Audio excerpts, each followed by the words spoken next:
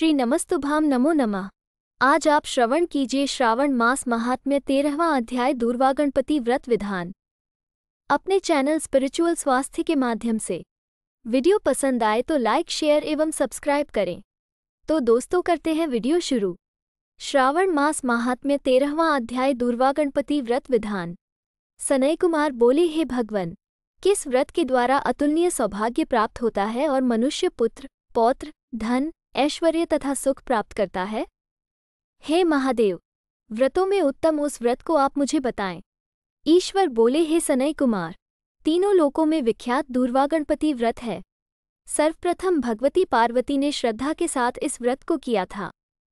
हे मुनिसतम, इसी प्रकार पूर्व में सरस्वती, महेंद्र, विष्णु, कुबेर, अन्य देवता, मुनिजन, गंधर्व, किन्न, इन सभी ने भी इस व्रत को किया था। श्रावण मास की शुक्ल पक्ष की शुद्ध व महापुण्यदायिनी चतुर्थी तिथि को इस व्रत को करना चाहिए, क्योंकि उसी दिन सभी पाप समूह का नाश हो जाएगा। चतुर्थी के दिन स्वर्ण पीठासीन स्थित एकदंत गजानन विघ्नेश की स्वर्णमयी प्रतिमा बनाकर उसके आधार पर स्वर्णमय दूर्वा को व्यवस्थित करने के पश्चात विघ्नेश्वर को रक्तवस्त्र से वेष्टित ताम्रमय पात्र के ऊपर रखकर सर्वतभद्र मंडल में रक्त पुष्पों से अपामार्ग शमी दूर्वा तुलसी बिल्वपत्र, इन 5 पत्रों से, अन्य उपलब्ध सुगंधित पुष्पों से, सुगंधित द्रव्यों से, फलों से तथा मोदकों से उनकी पूजा करनी चाहिए और इसके बाद उन्हें उपहार अर्पित करना चाहिए। इस प्रकार अनेक उपचारों से भी गिरिजापुत्र विघ्नेश की पूजा करनी चाहिए। इस प्रकार कहें, सुवर्ण निर्मित इस प्रतिमा में मैं विघ्नेश का आवाहन करता हूँ, कृपानिधि पधारें। इस सुवर्णमय सर्वोत्तम रत्नजटित सिंहासन को मैंने आसन के लिए प्रदान किया है, इसलिए विश्व के स्वामी इसे स्वीकार करें। हे उमासुत, आपको नमस्कार है। हे विश्वव्यापिन, हे सनातन, मेरे समस्त कष्टों को आप नष्ट कर दें। मैं आपको पाद्य समर्पित करता हूँ। गणेश्वर, देव, उमापुत्र तथा मंगल का विधान करने वाले को यह अर्घ्य प्रदान करता हूँ। हे भगवन, आप मेरे इस अर्घ्य को स्वीकार करें।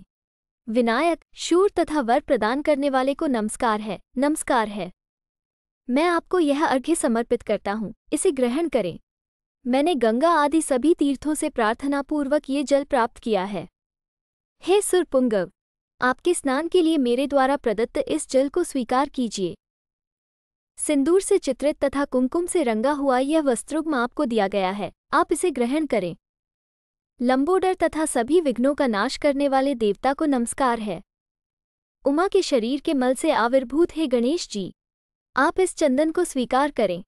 हे सुरश्रेष्ठ, मैंने भक्ति के साथ आपको रक्त चंदन से मिश्रित अक्षत अर्पण किया है। हे सुरसतम, आप इसे स्वीकार करें। मैं चंपा के पुष्पों, केतकी के पत्रों तथा जपाकुसुम के पुष्पों से गौरीपुत्र की पूजा करता हूँ, आप मेरे ऊपर प्रसन्न हों।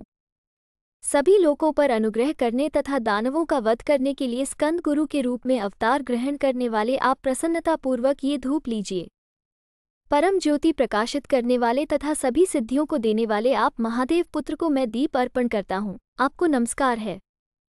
इसके बाद गणानात्वा, इस मंत्र से मोदक, 4 प्रकार के अन्न, पायस तथा लड्डू आदि का नैवेद्य अर्पण करें।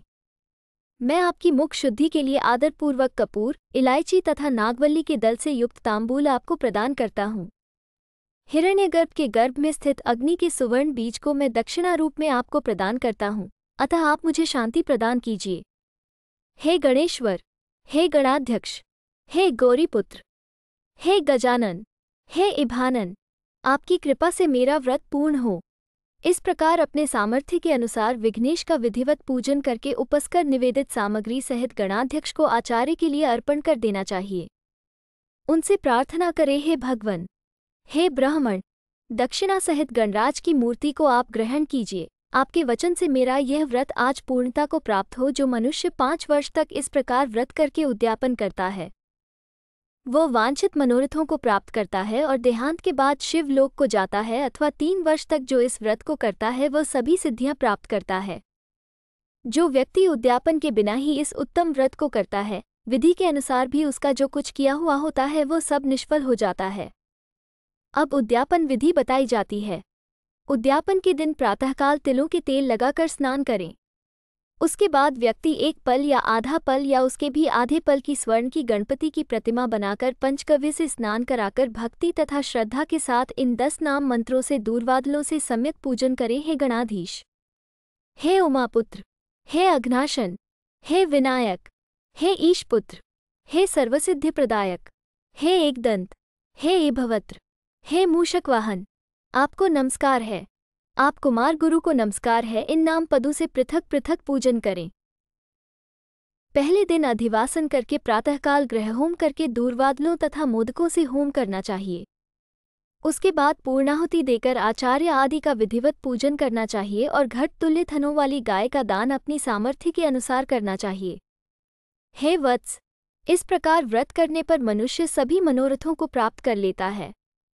हे सनय कुमार, अपने प्रिय पुत्र गणेश के व्रत करने से संतुष्ट होकर मैं उस मनुष्य को पृथ्वी पर सभी सुख प्रदान करके अंत में उसे सद्गति देता हूँ। जैसे दूर्वा अपनी शाखा प्रशाखाओं के द्वारा वृद्धि को प्राप्त होती है, उसी प्रकार उस मनुष्य की पुत्र पौत्र आदि संतति निरंतर बढ़ती रहती है। हे सनय कुमार, मैंने दूर्वा गणपति का यह अत्यंत गोपनीय व्रत कहा है। सुख चाहने वालों को इस सर्वोत्कृष्ट व्रत को अवश्य करना चाहिए।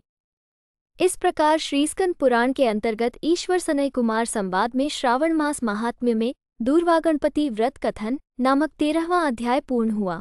Thank you for watching.